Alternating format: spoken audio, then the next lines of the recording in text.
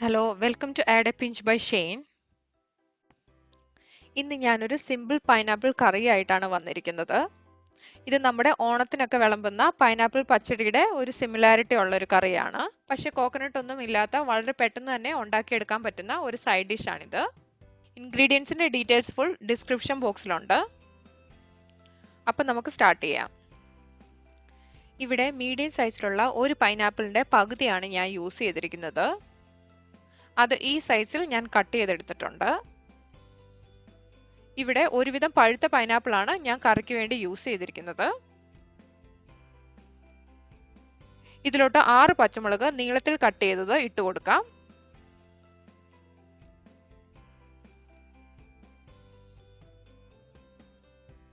ഇതിലോട്ട് കുറച്ച് ഉപ്പും 1/2 ടേബിൾ സ്പൂൺ മഞ്ഞൾപ്പൊടിയും ഒരു പിഞ്ച് ചില്ലി പൗഡറും ഇട്ട് കൊടുത്തതിന് ശേഷം വെള്ളം ഒഴിച്ച് നമുക്ക് കുക്ക് ചെയ്തെടുക്കാം.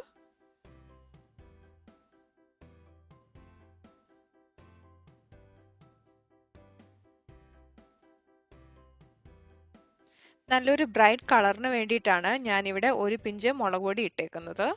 ഇതിവിടെ ഓപ്ഷണലാണ്.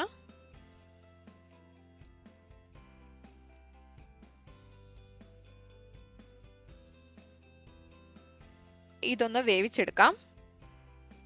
പൈനാപ്പിൾ കുക്കായി വരാൻ 10 to 15 മിനിറ്റ്സ് എടുക്കും.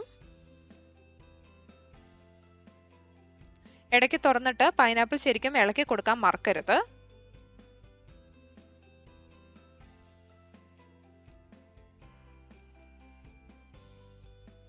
ഇപ്പോൾ കറക്റ്റ് 12 മിനിറ്റ് കഴിഞ്ഞു. ഞാൻ സ്പൂൺ വെച്ച് ചെക്ക് ചെയ്തപ്പം പൈനാപ്പിൾ കുറച്ചും കൂടി വേകാനുണ്ട്. ഒരു 5 മിനിറ്റും കൂടി നമുക്ക് വേവിച്ചെടുക്കാം. ഇപ്പോൾ ചെക്ക് ചെയ്തപ്പം പൈനാപ്പിൾ ശരിക്കും വെന്തിട്ടുണ്ട്.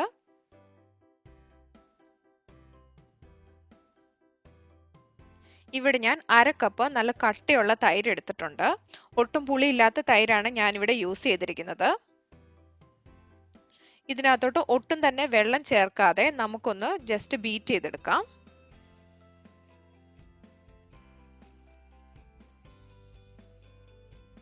ഇപ്പോൾ ഇതിലെ കട്ടകളെല്ലാം ഉടഞ്ഞിട്ടുണ്ട്. ഇനി ഇത് നമുക്ക് മാറ്റി വെക്കാം. ഇനി നേരത്തെ വേവിച്ചു വെച്ചേക്കുന്ന പൈനാപ്പിളിലോട്ട് 1/2 ടീസ്പൂൺ കടുക് പൊടിച്ചതും 1/4 ടീസ്പൂൺ ജീരകം വറുത്ത് പൊടിച്ചതും ഇട്ട് കൊടുക്കാം.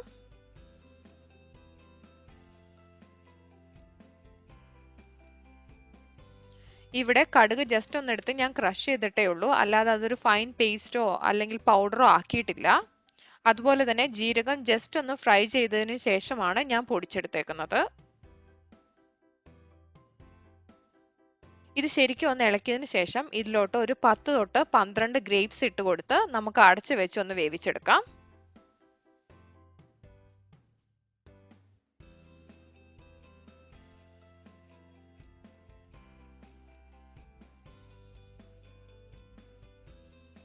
ഗ്രേപ്സ് ഇട്ടതിന് ശേഷം ഒരു 2 മിനിറ്റ് വേവിച്ചെടുത്താൽ മതി, അല്ലാതെ അത് ഒത്തിരി നേരം ഇട്ട് വേവിക്കേണ്ട കാര്യമില്ല.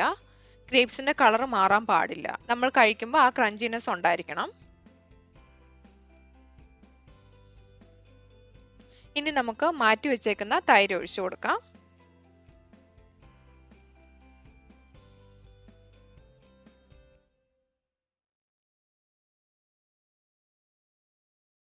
ഈ സമയത്ത് ഗ്യാസിൽ ഓയിൽ ഇടാൻ പ്രത്യേകം ശ്രദ്ധിക്കണം. തൈര് ഒഴിച്ചു കഴിഞ്ഞ് ഒത്തിരി നേരം ഇളക്കേണ്ട കാര്യമില്ല. ഓൾറെഡി പൈനാപ്പിൾ വേവിച്ചെടുത്ത ആ വെള്ളത്തിന്റെ ചൂട് കൊണ്ട് തന്നെ തൈര് വെന്തോളും. ഒരു 2 മിനിറ്റ് കഴിഞ്ഞ് നമുക്ക് ഗ്യാസ് ഓഫ് ചെയ്യാം. ഈ സമയത്ത് ഉപ്പ് നോക്കി ആവശ്യമെങ്കിൽ കുറച്ചും കൂടി ഇട്ട് കൊടുക്കണം. ഞാനിവിടെ കുറച്ചും കൂടി ഇടുന്നുണ്ട്.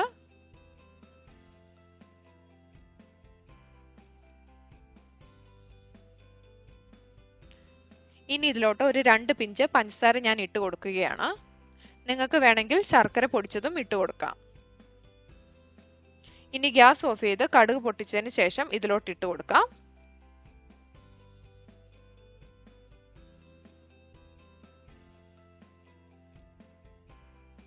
ഇവിടെ കടുക് പൊട്ടിക്കാൻ വേണ്ടി ഞാൻ ചെറിയൊരു പാൻ വെച്ച് അതിലോട്ട് കുറച്ച് കോക്കനട്ട് ഓയിൽ ഒഴിച്ചു കൊടുത്തിട്ടുണ്ട്. അതിനുശേഷം കുറച്ച് കടുകും ഒരു 2-3 കൊച്ചുള്ളിയും കുറച്ച് കറിവേപ്പിലയും ഇട്ട് കൊടുത്തിട്ടുണ്ട്.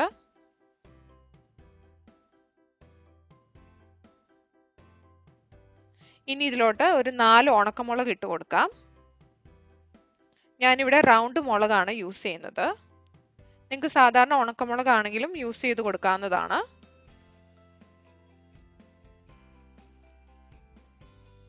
ഇതെല്ലാം കൂടി മൂത്ത് വരുമ്പം നമുക്ക് കുറച്ച് ഉണക്കമുന്തിരിങ്ങ ഇട്ട് കൊടുക്കാം.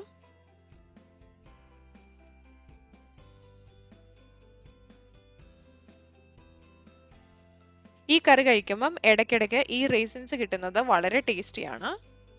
ഉണക്കമുന്തിരിങ്ങ ഇഷ്ടമല്ലാത്തവർ ഇത് ആഡ് ചെയ്യണമെന്നില്ല, ഇത് തികച്ചും ഓപ്ഷണലാണ്.